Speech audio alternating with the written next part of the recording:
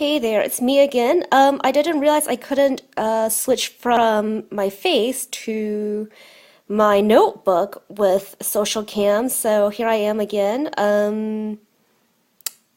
Let's see. So Adam C. Baker had a podcast where he challenged me and every one of his readers to talk about why they are going to do whatever they're doing next. So he asked us to make a list of what we're moving towards. And for me, I'm about to travel for 6 months on a trip around the world. And what I'm moving towards is exploration, curiosity to see the world, people who share my values. That means, people who think it's important to take time off of work or their career or whatever project they're working on to travel for the long term. I'm moving towards flexibility slash adaptability, living one day at a time because travel is uncertain, especially when you're traveling for 6 months.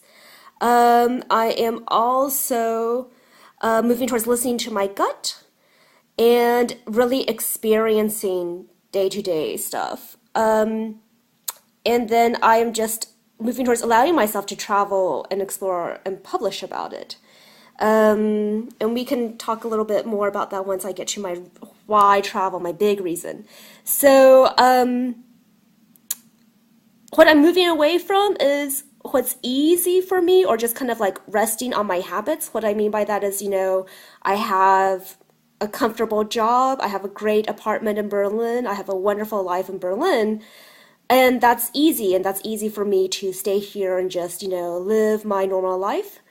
What I'm also moving away from are people who don't resonate with me. So, just I guess when you're traveling, keeping in touch only with people that are really important to me. I'm moving away from planning because I'm a big planner, planning down to the last detail versus, like fear of the unknown. So kind of like, I guess one of the things is that I'm a big planner because I'm trying to really mitigate risk here and also, I feel like the more I know, the less unknown things are. So I'm moving away from that because you just can't know everything about places you're traveling. I mean, that's part of the discovery of traveling. So that goes with, moving away from a grand plan, master plan, grand vision from day one. I'm moving away from research, like obsessive research. I'm also moving away from thinking with my head.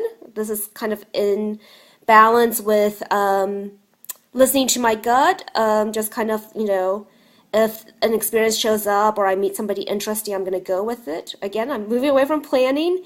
And I'm also moving away from doubting myself. I think one of the reasons why I plan so much is because I don't allow myself to listen to my gut and make decisions from just my feelings.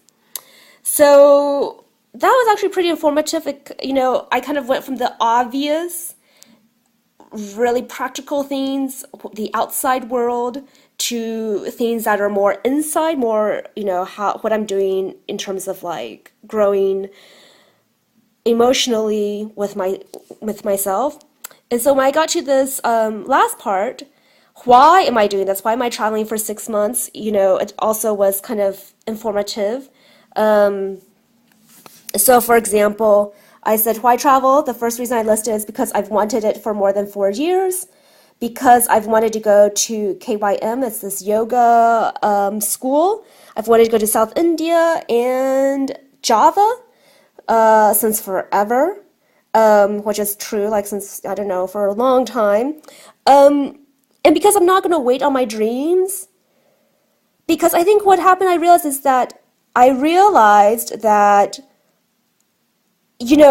whenever I read about people going to KYM or being in a certain place, I've always thought, oh, that's so cool. I wish I could do that.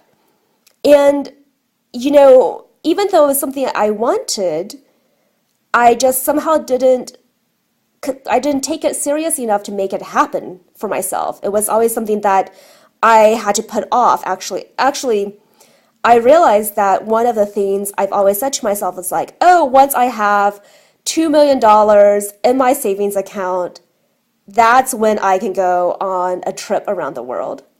Like, it was some sort of unspoken bargain I had with myself. And I just realized, like, why?